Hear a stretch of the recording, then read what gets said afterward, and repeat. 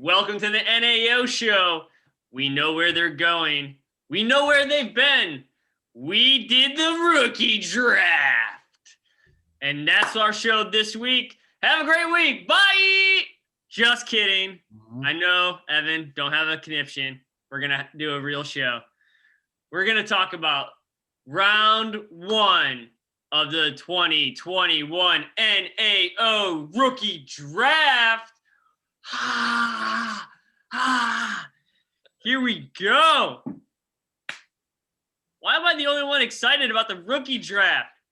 Getting tired. Did you see my draft? Why the hell am I excited about this? Yeah. When do we talk about the fourth round? We got Mike. We got Marky Mark on location in the state of brotherly love, Pennsylvania. Sunny Philadelphia. How you guys doing? Doing wonderfully well. Thank you for asking. Mike, you okay? You got something on your chest you need to get off? I don't know, man. You know, read your messages before you make your draft picks. Woo! All right, here we go. We are starting with fire. All right. So this show is going to be real fun. We're going to go pick by pick. If there was a trade, we're going to talk about the trade. We're going to talk about the guy. We're going to talk about the team the guy's going to. We're going to break it all down for you, the listener, Evan. All right. We ready to rock this thing? Are we up to about 3 listeners by now? Yeah, I thought we got 3 listeners last week. It was real nice. Yeah. Real nice. Douche Donkey listens, doesn't he? Douche Donkey. Douche Donkey. Humpback Canoe, or we combining the name. Then he went and changed his name to something boring. Yeah. Yeah. Super boring. Yeah. All right. We digress. With the first pick in the NAO draft, the underdogs select Najee Harris, running back, Alabama. Mike, start the breakdown on this one. I don't think there's much to break down. I think everyone saw that one coming. Evan basically told us a while ago. I think it was the obvious move. Yeah, Sean tried to nailed it. Sean tried to doubt that and get him to say they were going another way, but they weren't putting up the smoke screens. Yeah, too bad they didn't take Pitts there. You know, they missed out on him. Yeah. Oh wait. Yeah. It was probably the obvious pick. In the second pick in the NAO draft, Mick Jammer drafts Jamar Chase, wide receiver, LSU. Bum, bum, bum. I would have liked this pick better if it were mine still. Did you get excited for a second? Oh, I'm on the clock. Oh, yeah. Shit. No, that's not me. It's got my picture in Chase. I don't know why he's not on my team. Break it down, Mike. Give me some love here. Give me some love. No, I think this was the after Harris, obviously. I picked 2. This is what you want to do. I think this was another slam dunk, kind of an easy pick. They throw the ball at least 70 times a game. So 68, 69 maybe, going straight to Chase. So the last one goes to whoever replaces Gio Bernard. Right. You mean Joe Mixon. Got it. The only thing I have to say about this pick is, you're welcome.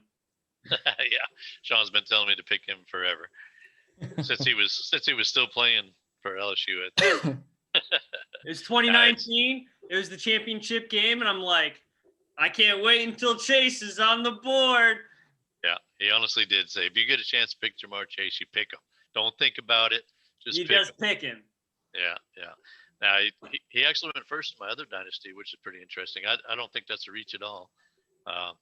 So it's a PPR format. It's not a bad pick at all. Mm-hmm. I'm happy with it. But we don't need to talk about it a lot for sure. All right, moving on to the third pick in the NAO draft. Mick Jammer picks Javonte Williams, running back, North Carolina, University of North Carolina, my home state. I've been there. not my home state, but my state, my now state. So, Mike, my home now state, Your now state. my now home state. Mike, start us off on this one. This was a fun one because Sean and I were watching on a video chat together, and Sean had not sat down yet by the time this pick came. For some reason, as soon as the clock started, Sean's like, "Oh, I gotta go grab a beer or whatever." And by the time he sits back down, there's been 3 picks off the board. All right, somebody knocked on the door to my house. I got up. 5 seconds later, I came back. It was the 3rd freaking pick, and I was like, "What?" I'm screaming at you from the computer about it. He answered the door. Don't you know what day this is? God, and slam it and just Get out of here. This was another one that, for our listener, I think it was a little bit of a shock. Everyone thought, the running backs are ranked, but there was 3 elite running backs in the draft, so I think Harris's landing spot probably got him the obvious one, but I think Williams' landing spot, moves him up to the 2nd pick. It was one of those where the pick comes off the board and you're like, that's an interesting pick. Not exactly what I thought, but when you really kind of think about it, the landing spot makes sense. I think they're going to do okay. I like this pick too. I think you got a great 1-2 combo at 2 and 3. Yeah, I just have to echo what Mike said about it. 1-2 punch, just bam, bop. And I think just like the NFL draft, the 3rd and 4th in the NFL draft, but the 3rd in this draft is when the draft actually started. Everybody knew it was either going to be Chase Harris, Harris Chase. No one can fight against that. If you pick anybody other than those 2 in the first 2, should you be playing dynasty football? I'm just saying. But when you picked Williams, I think Silly logged back in, and Dylan's like, "Wait, what?" And he's just like, "Is this a joke?" And he was trying to be like, all right, I'll take my guy at 4, I guess. What do you think there, Mark? Give us the rundown on why Williams in 3. I liked Williams and Harris almost equally. I probably would have taken Harris. If it was my only pick and he was there, I would have taken him because of the volume.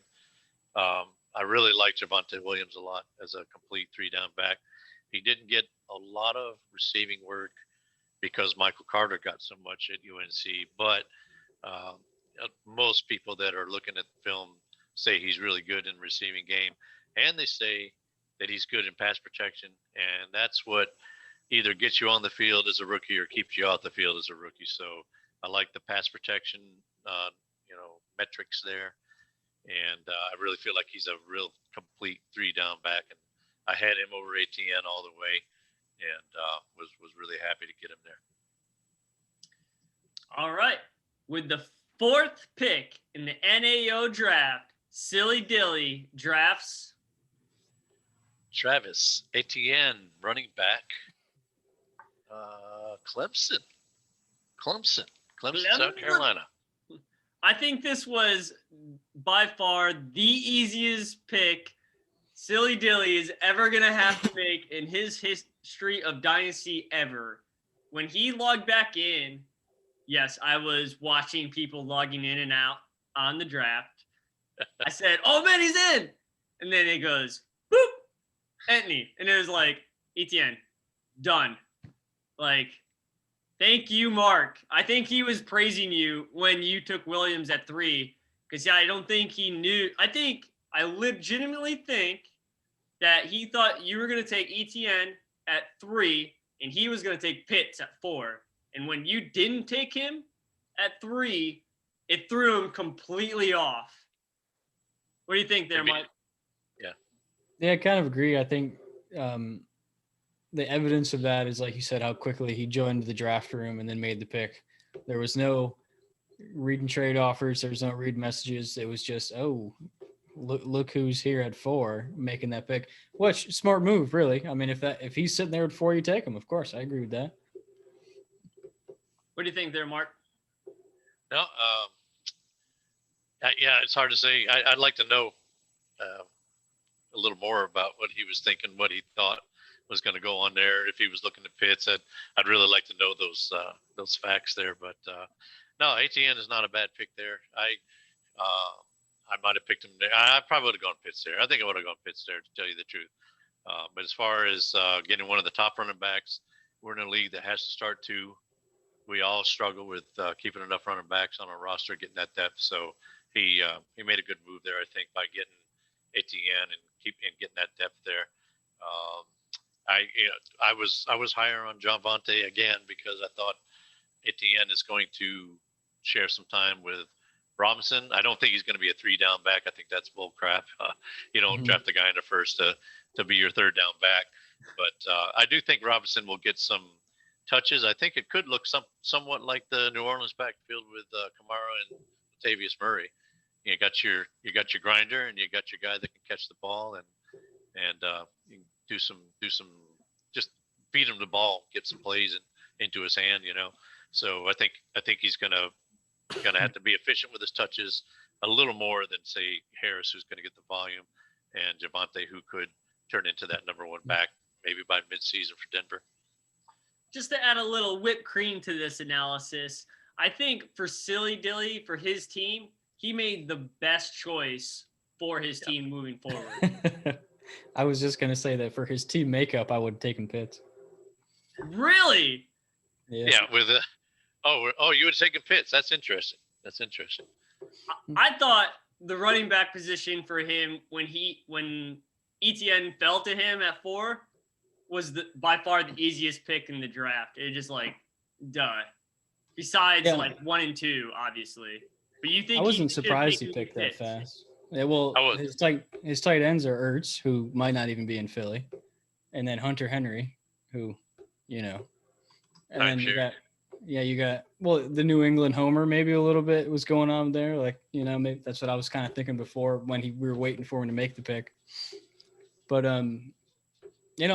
Pitts is just so highly rated in fantasy, and it was a team that needs a tight end a little bit.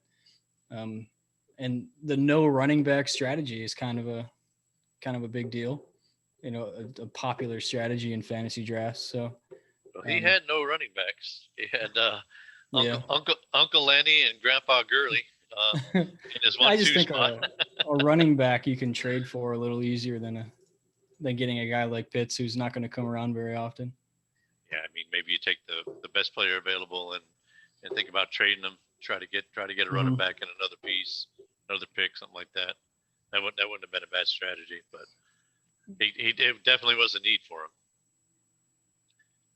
With the 5th pick in the NAO draft. Whoa, we got a trade though. Whoa, break out here. This was actually a trade done at 10:45. The night before the draft. Which makes a lot of sense because Logan Thomas was involved. And the only way that Logan Thomas is involved in a trade is, sleep deprivation, I guess, being up that late. The fact that it was an offer isn't a big deal because he was in every that offer it was accepted. that was ever done by the underdogs since 2 months ago. So sorry, the underdogs and the new guy made a trade at 11 o'clock at night. FNG. FNG. The underdogs received the pick. They received Cole Beasley. They received round 1 pick 5 that we're talking about here, and a 2022 second round pick, all from the new guy. The new guy in return got a whole bunch of tight ends. And a really old wide receiver. An old wide receiver and my second round pick. So yeah. Remind me of the old wide receiver again. I don't remember which one it was. It was the Beasley Nader in Buffalo. Cole Beasley. Oh, he traded Beasley, right? Oh no, he got I'm mistaken. Samuel. DJ Samuel. Okay. Curtis. Sorry. Yeah. So what'd they do with pick 5? Marky Mark. Pick 5. They picked Kyle Pitts, tight end, Florida. Florida. Sean's favorite pick of the draft, he told me. I was not mad at the underdogs because it fell to them. And when you take when $100 falls into your hand, you just take it and you put it in your pocket and you walk on your merry way. Mark, what the heck were you thinking letting Pitts fall that far to 5? Come on, man.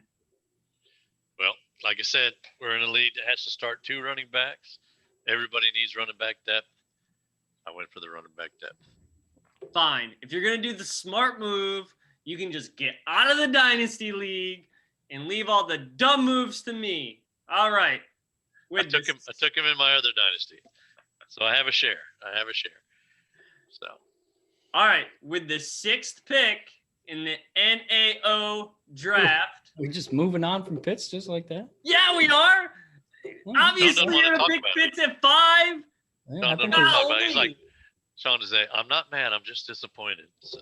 I want to know I'm mad and disappointed. I'm both. What I want to know here is, let's say Silly picks Pitts. Yep. Then what do the underdogs do at 5? Obviously, they go best wide receiver. Do they? Is that what we're thinking? I would think they already have. They Their trade out of team it? is They pretty take well it? set up. Okay, all right. So this is my point of view on this. Their team is pretty well set up to make a very deep run into the playoffs. These picks for the underdogs are just absolute luxury to them. So they're going to take the best running back and the best wide receiver that they can, unless Mark drops the ball, gets that nice little, oh, I got 6 points right here, boop, and drops it and lets Pitts fall to him. And then they're like, oh, I guess we'll just take the best player on the board right now. Yeah. I really think either Waddle, I think it's really depends on what you think about their landing spots, but Waddle or Smith would have went at 5 if Dylan took Pitts at 4. Well, maybe they'll share it in chat. If Pitts hadn't been there, who they would have picked? It'd be interesting to know. Maybe Dilly will tell us too. Did you really want AT in there? It'd be nice to know these things. It'd be fun. Mm-hmm. What do you think there, Mike? I agree. I think it'd be kind of interesting to see what happened, because that would have affected really every single pick after. I know, because we haven't gotten to it yet. Spoiler alert, there was a trade at 6 as well. So, Spoiler alert. Was there a trade at 5? Do they trade out to go back a little bit? What happens? Man, I didn't even chain reaction. That. Yeah, because I don't think it was a secret. I think in chat they said who wants Pitts, so they were shopping the pick. Everybody knew that they were going to take him if. Yeah. So did they trade out anyway, or Didn't Ricky say just pick him, you moron, or something like that? What did he tell? Pick him, you something. You came in with whatever. pure logic. He has a lot of terms of endearment for Evan, so it's hard to say which one he used in this particular case. All right, moving on to the second half of the first round. The NAO pick 6 went to. It was a trade. Trades. It was a trade. Dun, dun, dun. Who the hell traded up into that spot? It was Hump Douche. He had the pick. Hump Douche.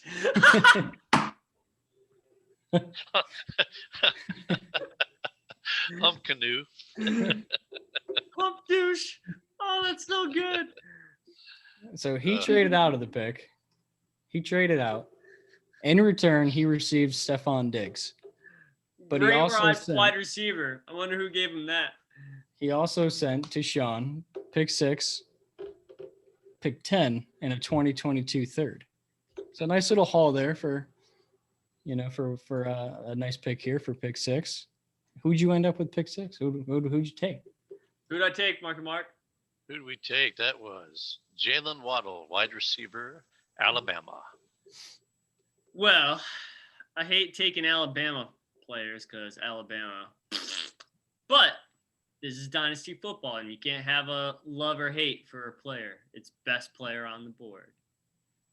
I like that I got the league standard for a top-end wide receiver that was already established with Devontae Adams and an injured Michael Thomas, mind you, underdogs. Yeah, I'm talking to you, underdogs.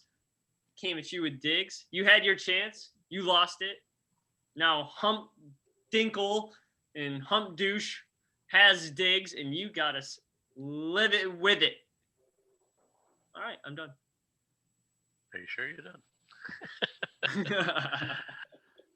Well, I told Sean that day that I don't think Ricky's going to like my assessment of his trade again. I've been accused of not liking Ricky's trades. Shocker. But this one here, man, I even if I try, I can't like it for Ricky more than I like it for Sean, because Ricky got a great wide receiver, but looking at maybe a couple year rental on a guy as opposed to one of the better wide receivers in the class. Another first round pick and a third round pick next year. I really like that trade for you, Sean. Diggs is great. I'm not going to take that away from Ricky at all. He got a great player right there, dynamic player, and he'll do fine with him. But I feel like looking in Dynasty, if you're looking ahead, looking to build for the future, you did a good job there, Sean. I really like that trade for you. I like the pick. I liked him a little bit better than Smith. And I don't mind all the hype that, if he'd have played the whole year, you would have been better than Smith, and Smith wouldn't have won the Heisman Trophy. Smith's a great player. He did his thing. Waddle's really good too, though. Got a little bit better size and good skills, and I like him. I like him there a little better than Smith even. So I think you did a good job there, buddy. Not just because you're my cousin. It's not a Homer thing, man. It's not a family thing. It's a dynasty thing. What do you think there, Mike? Yeah, I like it for you as well. I think it was pretty obvious when you sent Diggs away that you were going to pick Waddle or Smith, and it was just your choice there. I think Mark basically summed it up pretty well. I think the only thing I'm questioning, the only question I would have is if you have picks 6 and 7, I would have tried to swing 7 and 10 and taken who I wanted there at 6. That was the only thing interesting to me. Of you have these 2 back-to-back picks and you trade the first one away, you don't take your guy, and then try to trade 7. But I'm not very good at dynasty, so maybe that's wrong. That's just a downright lie. So you're saying I should have went 6 and 7? Oh no, I'm saying he should have. Saying He should have traded 7 instead of 6. Take who you want at 6. Oh, okay. And then trade all the right. 7. He should have traded 7 and 10 for Diggs. Because I could have sold you the value of 6 and 7 are almost identical, and trade would have not been really any different. And then you get to your free reign on who you want. And then at 7, it's obviously one less person on the board, but that's all. Very astute of you, Mike. All right, moving on. In the 7th pick in the NAO draft. Just kidding. There wasn't a trade. No trade. We had Michael Carter, running back, University of North Carolina. Ooh. Start us out, Mikey. This one was a little surprising as well. I was kind of expecting Smith to go here when I was watching the draft. But maybe because, you get Diggs, you're not thinking wide receiver. So, you go your best running back and Carter there. Maybe that had something to do with it, but it'll be interesting to see how the Jets are this year. It's kind of hard for me to value any Jet player because, man, last year they were coached so bad, and now this year they're going to be like a professional football team this year. So Go figure. Go figure. I think Carter's got pretty good upside. Maybe it's slightly, but never mind. Maybe he's a 2nd round pick, but in other drafts. But I don't hate the pick there. But yeah, I would have traded 7 still. I would have traded 7, not 6. I think you made a great point in the fact that I think the trade for 6 really affected his pick at 7. He's looking at Diggs as a obviously top 3 wide receiver, and he's probably like, ooh, maybe I can reach a little bit. If it even is a reach, I mean, like within 3 or 4 picks, if he goes first pick in the 2nd round, That's still pretty damn good at the pick 11 for him. But he already got Diggs, so he was looking at running back, not wide receiver, not best person on the board, but best person that's going to help him moving forward.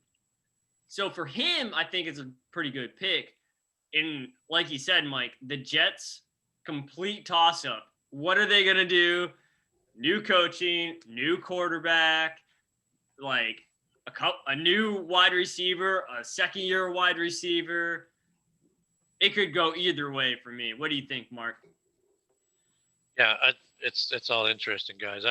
Now that you're saying this too, maybe he doesn't want to take a chance on Waddle in Miami or Devonta Smith in Philly, which, Smith could be the top guy there, but how good is that top guy?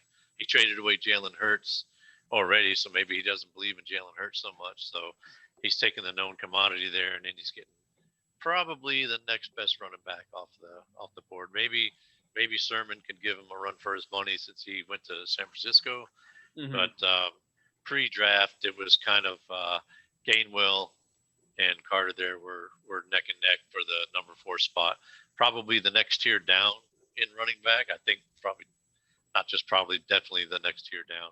I'm not convinced that Carter will be a complete 3-down back, but he's one of the better receiving backs in this class. So a little high for me to get Carter, but if you're going to get Diggs and trying to get your next best running back in a league where you have to start 2 running backs, I might have mentioned that in this league we have to start 2 running backs. So running back depth is important. So you might have been looking at it that way. Let me get the next best running back and see if I can get a known commodity, rather than gambling on Waddle or Smith. So I think that makes a lot of sense. He might have done better there. And I think, Ricky, I'm thinking about your trade. I'm thinking about it. I might change my mind, but not there yet. Marky's on the fence with that trade at 6. Yeah. All right, here we go. We're moving on to the number 8 pick in the NAO draft. Silly Dilly picks. Devonta Smith, wide receiver, Philadelphia. Well, Alabama to Philadelphia. Yes. Start us out, Mike. I like the pick. It's a good pick. If only somebody else could have picked there instead, You were not that you didn't try. No, I do like this one. I think obviously last year they drafted Raygor pretty high, and now they drafted Smith pretty high. But I think that they're actually going to work pretty well together. I think that they help each other on the field. I think that Smith's draft here helps Raygor as well. I think Raygor helps Smith. I think it's going to be pretty good. I like the pick. Wish I had it. Whatever. I like the pick for Dylan too. He had arguably the second best running back fall to him at 4, and now he has arguably the second best wide receiver fall to him at freaking 8. Like, this guy is sitting there on a Saturday morning and he's like, what? Easy town. Boom. Done. The only reason I didn't pick him at 6 is because of Philadelphia. Name the last rookie wide receiver that did anything worth a piddlywink in Philadelphia, Yeah. Not that they didn't try.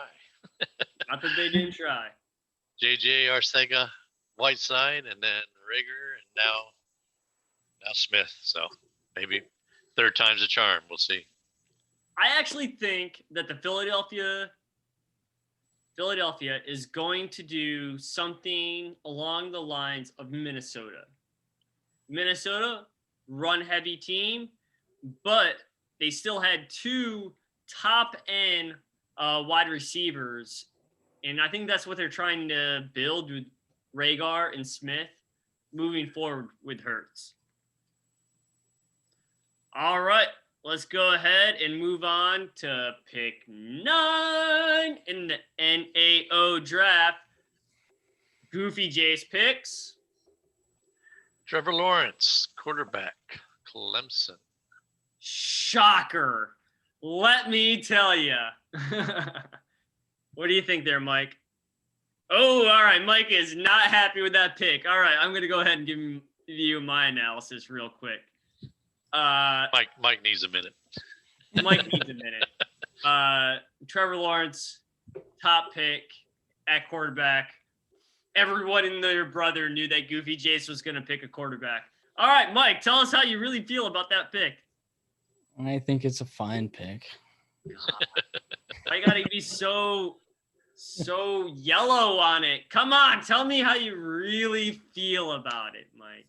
I don't think it was a surprise. I was like, we watched the draft together, and we called Goofy picking Lawrence pretty early in this one. After you finished your Diggs trade, we were moving ahead picks and a little surprised at the Carter pick, but it made sense. And then after that, it was, Goofy's taking Lawrence for sure here.